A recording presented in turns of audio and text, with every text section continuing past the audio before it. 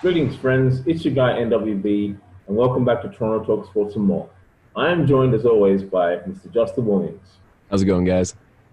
Also joining us is a centre, a central man. He's a representative for Canada, played in the Rugby World Cup in 2019, and he's also a centre for the Arrows of Toronto, who you can see on TSN every Saturday. I introduce to you Ben Lesage. Ben, how's it going? I'm doing well, guys. Thanks for having me on, and appreciate your guys' podcast and project going on, and taking an interest in rugby specifically. So excited about that and to talk to you guys. Thank you for coming on, mate. We were excited when we found out we were getting you. Yeah. I grew up with rugby in Australia, so to be able to talk with pro rugby players, it's amazing. We can talk the nitty gritty. Then you understand the rules and stuff. Usually, with most Canadians, it's a lot of high level discussion and just trying to tell them that you can't pass the ball forwards or anything. So that's good. Yes. Passing the ball. Yes. It's all good, Justin. You're all good. Yeah, it's all good. Ben, you play in the Major League Rugby competition with Toronto, and unfortunately, the season was halted initially this year, with the team doing very well, and then it was eventually cancelled. What were some of the emotions that you went through when that first happened? You know what? Kind of thinking back to kind of the whole process from kind of like pause to cancellation. So you're right. We were off to a great start of the season. Like I think we were rolling. We had big aspirations for the season, but kind of I think by mid-March, that's kind of when we were on a bye week at the time, actually. So we didn't have to do training that week or anything. So we were kind of on a bit of a mini vacation, and you could see the coronavirus cases kind of increasing across the world, basically. And I think it was kind of the Tuesday or the Wednesday night when the NBA kind of officially shut down. And we actually hadn't even shut down at that point. But when you're looking at leagues like the NBA and NHL shutting down, we kind of understood it was only a matter of time before our season was probably going to be put on a pause as well. And just like was expected, I think the Thursday the announcement came, we were going on a 30-day pause. And so that didn't come as much of a surprise. I think we'd kind of already absorbed that initial shock from the other leagues, and we were next. So then it just came, okay, how do we keep ourselves fit and busy for 30 days until we start back up again? And I would say it was about 2 weeks later, I think March 20th was the date. That's actually when our league announced it was finished for the season. It was just going to move on, focus on 2021. And I would say that kind of communication, that was a bit more of a shock to the system, just because you talk about comparing to the other leagues in the first case. I think our league was probably one of, if not the first, to actually announce a full shutdown, whereas every other league was kind of waiting it out. And you still even see them trying to extend their seasons, trying to figure out a way to fit in playoffs, those sorts of things. Mm-hmm. I think at the time that was a little bit difficult to grapple with and try and figure out, well, if everyone else is trying to do it, why aren't we? But I think after that first kind of week or two and kind of seeing things increasingly get worse and the measures in terms of lockdown increase, it was absolutely the right thing to do, and credit to the league and the owners to have the foresight to do that. And it's been nice not putting us in this limbo stage where we're trying to stay fit and worried about our health, but also our performance coming out of it. It's like, hey, guess what? The next season doesn't start till January, so you got a full 6-month off season to kind of reset, focus. You can kind of take up some other ventures or passion projects or sort of plan around other sorts of things rather than this kind of uncertainty phase, which we were stuck in. So yeah, I think it was the right call. It was tough to digest at first, but after that first little bit, it's been a little bit easier to understand and was the right thing to do. Excellent. Wow. Ben, you had mentioned that with like quarantine earlier before we started recording this, that you went from Toronto to Vancouver now. But what was quarantine life for you essentially? Like within the first 30 days when you thought you were going to return back to play with the Arrows, and then after when you found out that hey, there is no more season, did you alter your training schedule? Like what happened? Definitely, yeah. There's a few different phases of quarantine, I guess, so to speak. And so the first thing we got back, so my one of my roommates, I live with two Toronto Arrows teammates, Dan Moore and Jamie McKenzie. Mhm. So I was down in Florida actually at the time with Jamie McKenzie on our bye week, and so once we kind of figured out that was probably not the best place in the world to be, we did a road trip back, got back a little bit early, and started our 2-week quarantine. So understanding that we couldn't leave the house, we kind of equipped a workable home gym, so to speak. So we borrowed an assault bike from the team's kind of like gym, and we got a bunch of dumbbells and different stuff. So we had a makeshift gym in our basement, and so it was like we said, kind of with the expectation to return to play. We were still training as per usual, and seeing what we could do in terms of just film work and those sorts of things. But once the season was canceled, I think, yeah, you kind of maybe took a week off and to digest everything. But I think for myself and to stay sane, a big part of it is just to get into routines and build habits and stuff. So we would still kind of get up in the morning, get our workout in for the day, just to have some sort of kind of like physical exertion, and then just try to pick up other hobbies. So whether it was reading, whether it was doing a little bit of part-time work that we could pick up, whether it was we did a little MLR virtual gaming studio, have gotten into gaming a little bit more, but just try to get into a bit of more of a routine in terms of working out, eating, just trying to build good habits and not fall into a rut. And I think that helped the time pass better and be in a better both physical and mental place coming out of it. Right. So you had mentioned that you had borrowed the bike for originally the phase 1 of quarantine. Yeah. Do you still have this bike, or did you return still have the bike. We still have the bike. It's been great. So we now that the weather, the first couple months of quarantine in Toronto weren't the greatest. It was still cold, a little bit of snow, some weather. So a lot of it was inside. But now we've kind of extended our workouts outside. We've got a garage and a back alley. So get some battle ropes and the assault bike in the back. Just try and change it up. Try and do something. Keep it busy. And it's good to have the two teammates to kind of help motivate each other and get each other out of bed on the tough days. And so it's been as much as the situation's less than ideal. I honestly can't complain about the situation and what we've been able to get up to, and the league took good care of us and stuff. So I think over the few months it was the best scenario that could have been made out of the situation. And sure, after a while, it starts to get old and you try and change up those routines. And like I said, I took a visit to the family on the West Coast and still out here now just for a change of scenery. But by all means, it's been more positive than not. Brilliant. That's an interesting dynamic. You live with a couple of teammates. What's that like? I mean, you play on the field together and then you live together off after games. So what happens, let's say, if maybe someone doesn't hit you with the right pass or something like that? Does that come up in conversation, or do you try to switch off when you finish the games?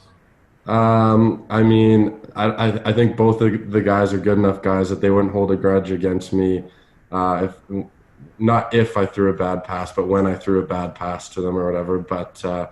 But I think it just kind of reinforces the environment. You know, we talk about like being like wholeheartedly committed to a goal or the team, and during the season wanting to kind of commit to that. And I think living with teammates helps, you know, not that necessarily you would think you would need it and you'd hope you wouldn't, but just seeing the guys around you have good habits, go to sleep at a good time, eating healthily.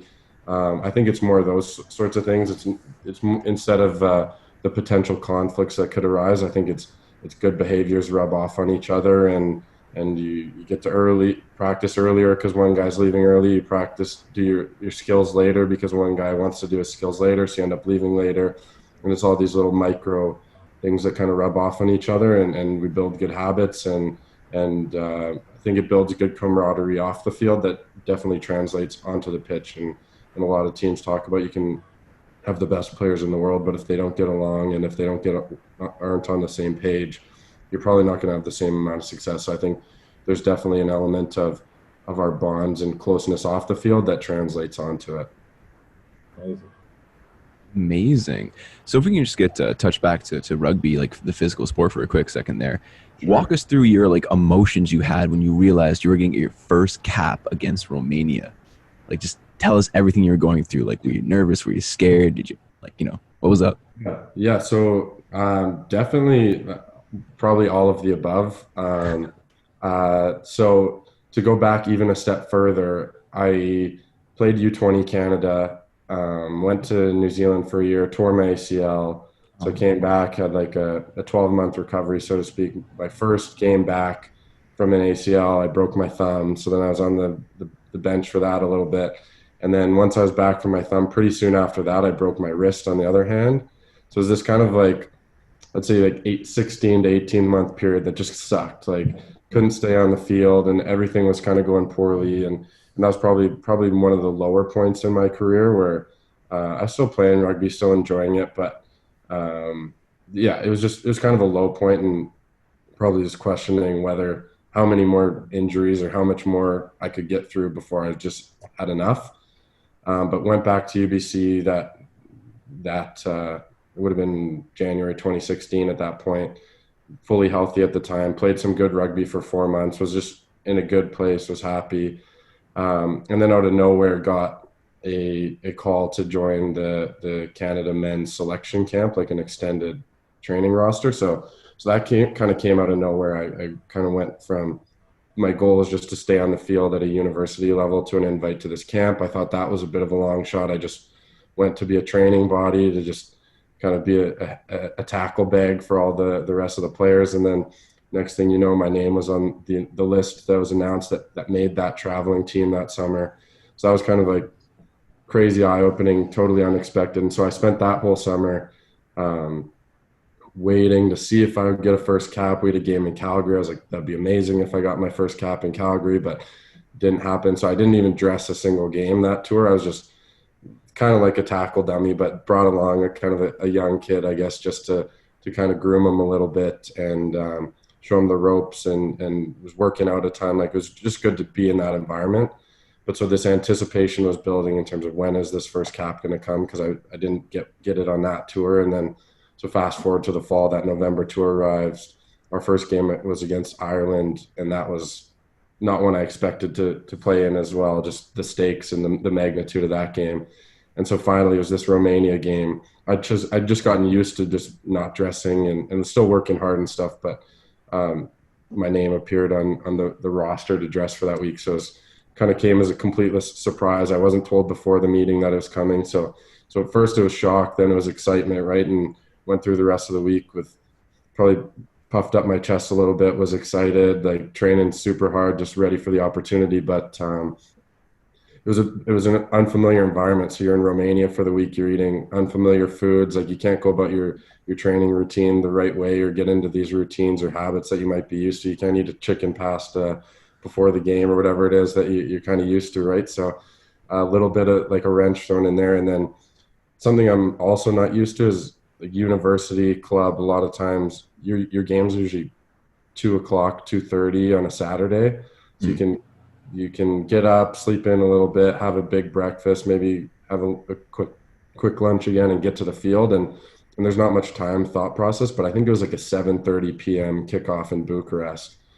And so you're up at 8 a.m. and now I've got basically 11 hours where I'm just sitting there in anticipation waiting for this game. And I was listening to music early, got way too excited. Then I had like some bit of a come down in the afternoon. I had no energy. I'm like, where's my energy? So it was like learning to deal with this late kickoff and all this excitement and energy and people talking to you and messaging you. And so it was honestly a painful buildup. Like from the second that I was told I got was going to get my first cap, I wish I could have just hopped on the field right there and gotten it over with. It was just getting past over that first hurdle. And so actually it was a tough game. We lost it, but I felt I played fairly well. I held my own in that game, I thought. And then it was like, you know what, there you go. Like it was got the Band-Aid ripped off, so to speak. And then from there, it's been a lot more comfortable, able to kind of develop some more routines and get more comfortable with it. So that's it. Great. And you've had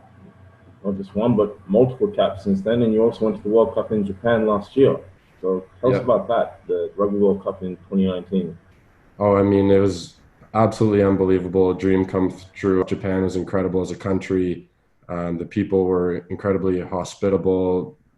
Made you feel like you were the biggest celebrities in the world, right? Like, so it was pretty cool to just experience that, to walk around and kind of feel the excitement towards just for them being excited for you to be there, so to speak. So that was cool. I think rugby wise is, like I said, dream come true. I went to Japan, I want to say maybe 2011 with an Alberta Sevens team while I was in high school. And so played a couple games over there, got to see part of the country. But at the time, they'd already announced that the World Cup was going to come by 2019 to Japan, and they're handing out little things and stickers. And I think at the time I thought, wouldn't it be cool to play in the World Cup, Japan? 8 years from now, I'll be 23 years old. Like, that would be sweet, but never put too much stock into it. And so to have that kind of all come together, and over the past year, as it came more and more likely that I'd be able to kind of get a ticket on that plane over there, I was just very special. And in terms of the build up, the excitement, both nationally, internationally, the friends and family who were able to kind of tune in to make the trip over there, to the support that the team garnered, it was just incredible, right? It's the pinnacle of rugby, and it's all eyes are on the sport at that time. So an incredible feeling, an incredible honor to kind of represent the country there, to get a cap in the World Cup, and definitely fueled the fire to make it back for another one. Amazing. Yeah, I can imagine just being treated like a celebrity. Just sounds awesome. I can't wait for that day myself. But moving forward, when you were in Japan, did you get time to look around? Did you go to, like, was the Mario go-kart thing open then? Like, what did you do? Like, what was a day in the life of Ben when you were living in Japan? So I kind of got to go through two different lives of Ben in Japan. So the first Ben in Japan was the rugby player in Japan. So we showed up. We went to this rural, I think it was Nagato, I want to say, this kind of rural Japanese city, and it was almost farmland, and it was just very quiet. It was perfect training environment. They had a great setup, great training field for us. And it was the grind. Like, we had Italy circled on our calendar. We had our first buy-in actually came first. So we were, I think, one of, if not the last team to actually play a game.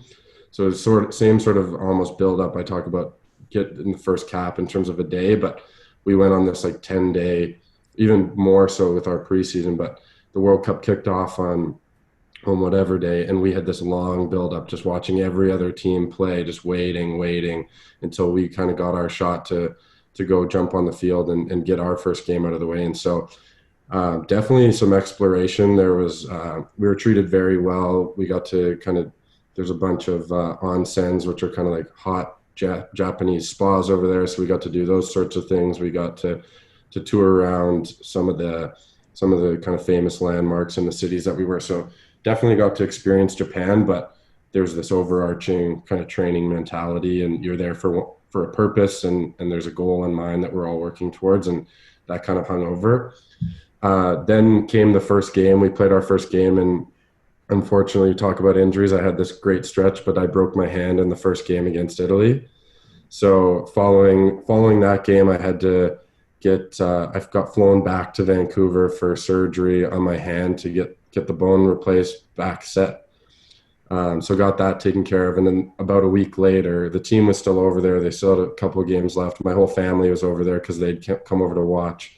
So I went back to Japan, and this time with a cast on my hand as a spectator. So got to take in the social side a little bit, got to see a lot more of my family, was there as a spectator to kind of cheer the team on and see them do well, but also got to do a bunch of more extracurricular activities, got to have a few beers at the pub as well, which was nice. So tried to make the most of that experience, and was honestly special to be in the stands there. I was at the game against South Africa that Canada was there. So despite the scoreline, it was still special to be in the stands there, supporting the team, and just being in that environment itself. So it was an unbelievable experience. No bad things to say about the country. 100% want to go back at some point, and got to experience from a couple different lenses. So it's kind of cool. Hopefully we'll see you in France in 2023. I believe the next World Cup is in France, if you understand. That's exactly it. It's circled on my calendar, and I'm working on my French now. So I'll hopefully be ready to go and speak in the local language by then. Très bien. Now, what's your favorite city or favorite stadium in World Rugby to play in? Favorite city and stadium to play in? So that's a good question. I think I'll say biased. I think obviously World Cup was incredibly yeah, I mean the World Cup. I'll just remove that from the selection just because I think it's the World Cup you could play in inside a tiny little barn and it'd still be one of the most special experiences in the world. So I think a couple that stand out is we played the Maori All Blacks in Vancouver at BC Place. So that one's just obviously special because it's on home soil. So you've got I went to university in Vancouver, so I had so many friends and family in the stands. It was a sold out crowd at the time. It it's probably still is like the biggest. It was the biggest attendance for a men's 15s game in Canada ever. It was a sold out 30,000. Like it was just electric in there. It was crazy. So that one was special to like know people that so many people play in front of a crowd cheering for you. I think the other one that stands out specifically, and I wasn't on the field, I guess I warmed up, but talking about that Ireland game, Aviva Stadium in Dublin was incredible. They sold out 55,000 in the stadium in Dublin there. They were coming off, they'd beaten the All Blacks the week before, so they were kind of on their high as a national team, so everyone wanted to be at the game, and the whole city was buzzing the whole week. There was no empty seats in the stadium. Our team played a pretty close game, like held them, it was I think 28-14 at the half, like a really respectable scoreline. We played good rugby, and yeah, it was an incredible, right? Like a rugby hotbed like Dublin. You can't really compare to that. Yeah. Yeah. Wow. So I speak French as a second language. Okay. And how are you practicing your French, just out of curiosity? Well, so I did take French immersion for 10 years, like growing up. So my French, I'd say once I came out of like grade 10, grade 11, it was pretty solid. Yeah. And for 6 years, I haven't touched it. We go to, typically in November, we do a tour and play a game in France. So I think over the past 3, maybe 4 years, no, it'd be past 3 years. Actually, maybe it's four, I don't know. We've gone and played a game in France. So I've got this like 1 week window a year where I'm trying to speak French in France, and it's pretty broken. I can understand it, but to try and speak it at this point, struggling a little bit. So we actually have a good family friend who's from Quebec. First language is French, and have known them a long time. They're in Calgary now, and so now just honestly, the beginning of quarantine has started. I just have a kind of an hour lesson a week where I give her a call. We pull up La Presse in Montreal, so pick a couple articles and just so read through a couple articles in French so that practicing kind of the reading, the pronunciation, and then we'll try and talk about them a little bit. So it's slow progress. I'm not committing a full-time kind of course load to it, but just even I think over the past couple months, just addressing it weekly, I've seen a bit of an improvement, and hopefully I've got a few years of a runway ahead of the next one. So I figure by then I'll be in good shape. I was going to say, because I took French all through high school myself, not as immersion or extended, but as core French. Yeah. And Okay. yeah, so like it's technically my second language, but I haven't spoken it in a long time. And then when quarantine happened, I downloaded Duolingo and I just started going at it. So Right. I'm on like a 200-day streak right now. And like I said, there's like a podcast you can listen to, which is half English, half French from I've Duolingo. listened to that. Yeah, yeah. Yeah, exactly. Like the magician, the baguette magician is like the first Mhm. episode. The And so, big ads, exactly. Yep. yeah. And I was sitting there, I was going like line by line, and I'm like, oh my god, this is like it's starting to come back, but it's Exactly. hard. Yeah. But like, and like especially because like apparently Ontario French is different from Quebec French versus like Parisian French. Oh, So completely different. So yeah, still a bit of work to do. I think we're in a better spot than so Jamie and Dan, my two roommates there, mhm. they tried to work on Spanish during quarantine, and so but they have no background. They've never studied it, so they're like I wouldn't say frustrated because they're sticking to it, but it's a lot slower progress. Like I think when you have this base, it comes back to you a little bit better. Mm, Where they're just starting from block one, so they're trying to learn to roll their R's. They're struggling with the pronunciation, but they've kind of got a couple weekly video calls with an instructor. So who knows how long kind of this slowdown of the world will continue, but maybe they'll exit fluent in Spanish by the time it all ends. Who knows? So. oh my god, Ben, you're a master of everything there. You can speak French, you're like rugby player, you come back from injuries, like nothing can stop you. You're just a machine. just trying to keep myself as busy as I can, and I think and yeah, it's been needed to kind of find some outlets and things to focus on during quarantine, especially, and take your mind off of rugby a little bit. So Exactly. And a little, sorry, Nee, but No, please finish, Mr. Justin. sorry, I'm on a bit of a roll quickly. Doing a little bit of Google search about you, we found that you have an extensive book collection. Do you feel like sharing some insight on that? I would love to. So this is a very common theme here in terms of the quarantine habit. So that's when I started it. So it would go back. I grew up an absolute just like voracious reader. That was how I spent my car trips. I always had a book in my hand when I was young. Couldn't keep enough of them, and that kind of I think would fell off kind of in high school as like sports and school picked up, and especially in university, I was running 100 miles an hour between all my different kind of activities and commitments and responsibilities that kind of shied away from books. And last year, I was in my final year or semester of university, had 3 classes, and then this build up to the World Cup. It was the first time in a long time I just had all this time on my hands. So got back into reading, and just 1 or 2 good books later, and I just fell back in love into it.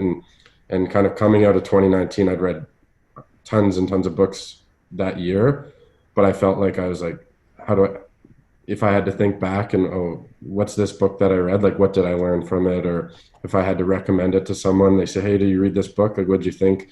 I could probably say, oh, I either liked it or I didn't, but I couldn't really remember a lot of the specifics, and they kind of just all started to blend together. So that was the idea, that this year I'd start documenting it a little bit better, and just after reading a book, write down a little blurb in terms of what stuck out to me, what was important, what type of person I might recommend it to. And that was something I was doing since January, just in a little Word document for myself. And then once quarantine hit, I saw lots of people kind of posting about what they were reading or looking for book suggestions and those sorts of things, and figured it might be a fun little project to start sharing some of what I'm reading and kind of having discussions about books a little bit. So that was the idea behind it. I started a little Instagram page and have kind of been posting mostly about what I'm currently reading. I've thrown a couple kind of throwbacks of some of my favorite books from last year that kind of stuck out in terms of what I would recommend to other people. So it's been fun for me, and it's added beyond just the motivation of just reading for pure enjoyment, but this motivation of being able to kind of post about it and discuss it with others. And there's been, I mean, it's a small but seemingly warm reception to it. I've had a number of people say, hey, guess what? I'm reading this book just because it looked really interesting that you recommended it. And that's been rewarding in and of itself. So definitely something I'm enjoying and passionate about in terms of reading and stuff. So yeah, it's been fun. Good. And that's a good point you raised, because we've all been at home, we've all been locked in, but you've been able to find an outlet that helps you communicate with others and share your life. So while you're distant physically, you're still connected to the world. So that's important in these times. Yeah, and it's been funny, even I think it could be anything, right? It doesn't have to be books. It could be, I've seen people pop up about cooking. I've seen people pop up about art, but I think people are just looking for things to follow and engage with. And I've had people reach out who I haven't connected with in a while, saying, oh, like, I like your book page, or, hey, I just read this book, or, hey, guess what? If you liked that one, you should read this one. So I've actually gotten a bunch of new recommendations for books to read added to my list, and reconnected with some people who I haven't spoken with in a while. So all in all, yeah, it's been a great little project that has reaped many benefits in different areas. So excellent. I like it, man. I like it. Just one more question. Just on the point of engagement, this one goes out to the people in the rugby community. I wanted to ask, what are some, you play center, so that's the defensive back, if you will, the number 12 and number 13. Sure. What are some drills that you get the most out of for your position? What are some things that you do in training that you find are really beneficial? I think trying to nail it down to like maybe a couple core skills. So and as I've kind of progressed over the past few years and started to kind of achieve higher and higher levels of rugby, you actually start to realize, even between center, there's some differences between 12 and 13 as well in terms of both attack and defense, and both like they're subtle and you can still interchange. And I think I could, well, not just I could, like part of my selection, I would have to be able to step into 12 if I needed to, right? Like you can't be a one-dimensional or one-position player. But there is little nuances. So speaking about 13 specifically, I think defensively, the biggest thing is tracking and the outside channel. So I do a lot of, maybe I'll start like 5 meters or 10 meters away from someone kind of in front of me, but then also like 5 meters inside of their inside shoulder. So, I mean, ideally you're lined up square in front of someone. It makes it a little bit easier to kind of track them, but a lot of times you're worried about your spacing inside. So you have to stay tighter, and they're trying to beat you on the outside. So at 13, one of the biggest kind of responsibilities is defending that outside channel and making sure they don't break wide outside of you. And so I work a lot on tracking. So starting inside and taking angles towards, if someone's running, how to like close down that gap. And so that's literally all I'll do. I'll do like a 2-on-1 where there could be someone in front of me and someone kind of 5 or 10 meters outside of them. And I try and kind of like tread water, right? Like I played a bit of football and I played defensive back actually. So footwork is big in those angles and those sorts of things, but trying like to stick with one guy without committing. And once he hits that pass to the outside, being able to kind of like swivel your feet, work on taking the right angle and cut down, kind of like being able to slide off defensively. I think that's really important. And 13s, if they commit to just a guy right in front of them and going for a big hit or fly in, and if they miss that, that's when so many tries are scored in that outside channel. It's because that 13 hasn't treaded water properly. So that's, I think, a big thing I work on, defensive tracking defensively. Offensively, a lot of it is just kind of putting the wingers away. So same sort of thing that what I'm trying to prevent the other team to do is to do a draw and pass, try and commit that opposite 13 and put someone into space. So trying to work on passing under pressure. If someone's flying at me, hold my feet, just read the defense in front of me. Sometimes you have to go on, but I think it's just about this catch pass, as simple as it comes. And that's not even 13 specifically, but just work on this catch release and being able to put someone away in the wide channel after committing a defender. So that was very insightful, even for a guy who's not fluent in rugby. I was like, oh, he's making this pretty easy for me to get. I don't know if that made it sound like I was speaking French to you or not, another whole other language, but hopefully there was something there. So I've been to a few games, so I was like, oh, I kind of get like visualizing. Drawing in the defender, creating an overlap, if you will. Mm-hmm. Ben, what is some advice you pass on to younger players, kids that want to get into the game? Yeah, I think just trying to think about A, what worked well for me, and B, what I wish I had done more. I think the core of rugby is the skills, like the guys that rise to the top. A lot of guys work on like working out, conditioning, those sorts of things. They all come and with development, but just being able to like work on your core skills of kick, catch, pass, and do those under pressure and catching high balls, all those sorts of little things.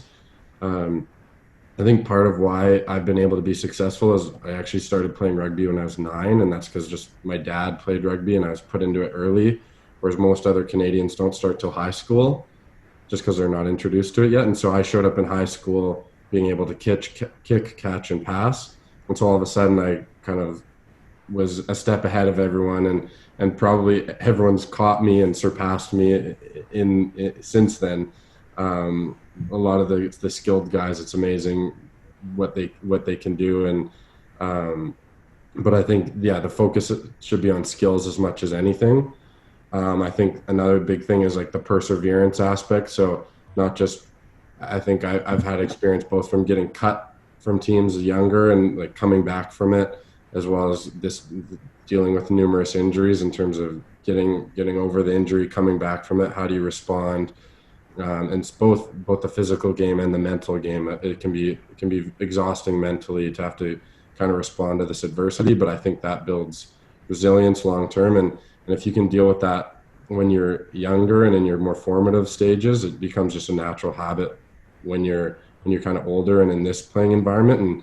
And I think a lot of what Canada struggles with, especially too, is these unbelievable athletes and exceptional rugby players as well. They breeze through junior rugby, they breeze through high school, and then they hit university. They hit their first speed bump, and they've just been a star the whole time. And there's this incredible drop off in terms of rugby playing between high school and university. And if somehow Canada could bridge that gap and have people continue playing rugby on longer, I think we'd have a much bigger player pool and be in a much better kind of situation rugby wise. So I think that's the big thing, is like expecting adversity and knowing how to deal with it. So those translate even beyond rugby, right? So some useful kind of life skills. Especially in these times of where we're at with the global pandemic, lives have been thrown out of kilter. So that's definitely good advice. Appreciate that. Absolutely. Exactly. All right there, sir. So I actually do have a quick little book recommendation for you if you haven't seen this yet. Frozen Beneath by I've not seen that. Okay. Oh, he's a Canadian author. He passed away recently, rest in peace. But he has 4 books out: Frozen Beneath, Frozen Beneath 2, Minnow Trap, and Minnow Trap 2. Okay. Not very, it's a murder mystery kind of thing. So Frozen Beneath, I got it. I'll get to that at some point, and I'll let you know what I think. So please do. But I do have another. I was going to say, I should have whipped out my favorite book. I was going to recommend The Art of War by Sun Tzu. You may have read that already.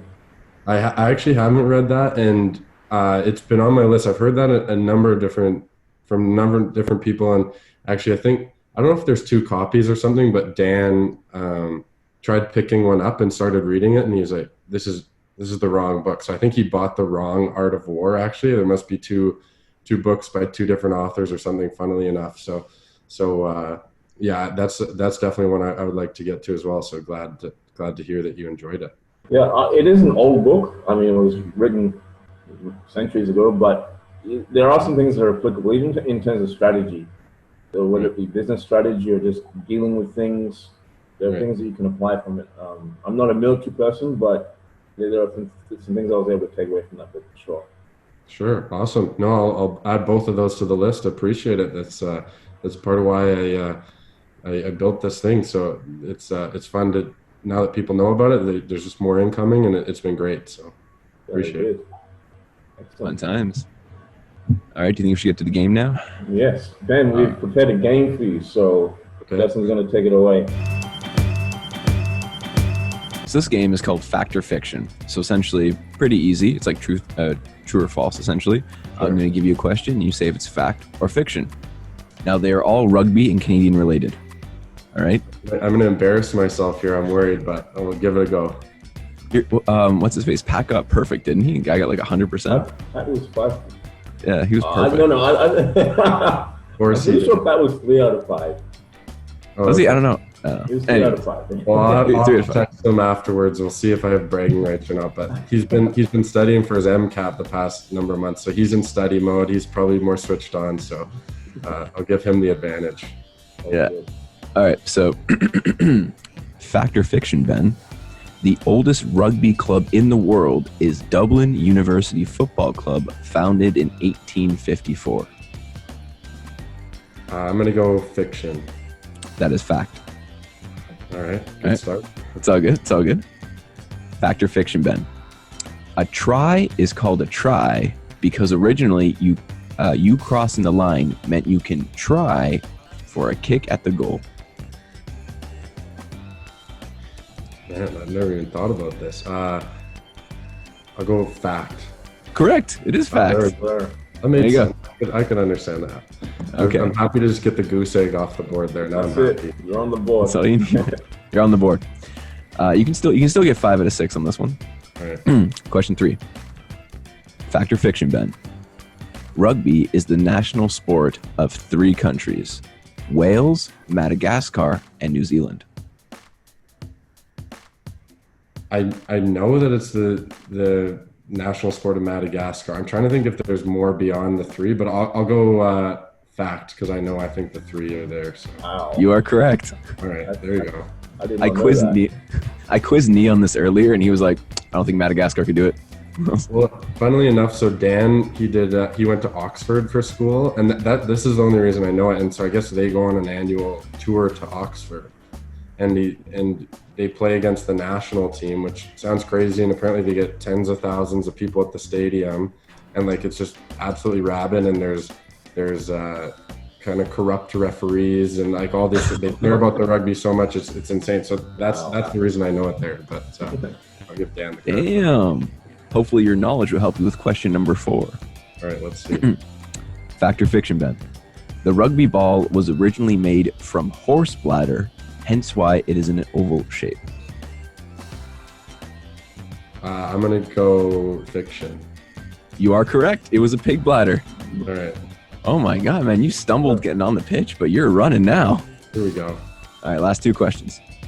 Ben, fact or fiction? Before 2016, the reigning Olympic rugby champion were Team Australia. Having last won in 1924, the last time rugby was considered an Olympic sport. Fact or fiction?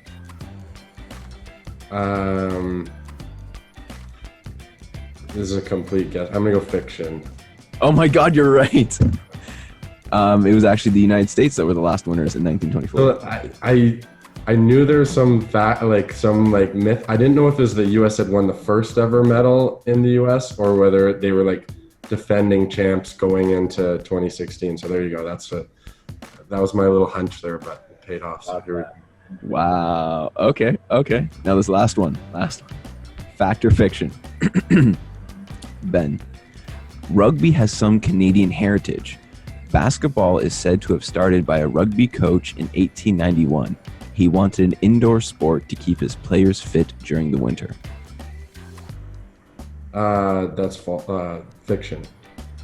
That is actually fact. Really? Yep. The guy who invented basketball was also a rugby coach. Oh, is that right? Yeah. Oh, okay. Interesting. Fair enough. Oh my God. Rugby's Canadian then. Rugby is a Canadian sport. Rugby, I knew there was some Canadian ties to it. I guess I didn't realize that there was some basketball tied to the rugby or whatever. So that's interesting. No, that's a very informative quiz. I appreciate that. Now feel like I'm better equipped to answer rugby trivia in the future. That's it. You're going to smash it now. Yeah, we're going to have you back in and be like, all right, it's been a year. Let's ask tougher questions. Okay. All right. Ben, it's been a great chat today. Where can our audience find you on social media, both yourself and your book collection? It's just at Ben Lesage on Instagram and Twitter, and then it's at Ben's_bookshelf is my book Instagram. I think it's linked in my other Instagram. So hopefully you can find it, and maybe there's one or two recommendations in there that stick out, and always happy to hear what people think or whatever. So looking forward to that. Very good. So there you have it. Canadian International and Toronto Arrows Centre and Lesage. You can find Toronto Arrows games on TSN this summer. The Arrows in an Hour show on Saturdays on TSN. Toronto Talk Sports and more. It's your guy NWB. For the lovely 6, let's connect. See ya.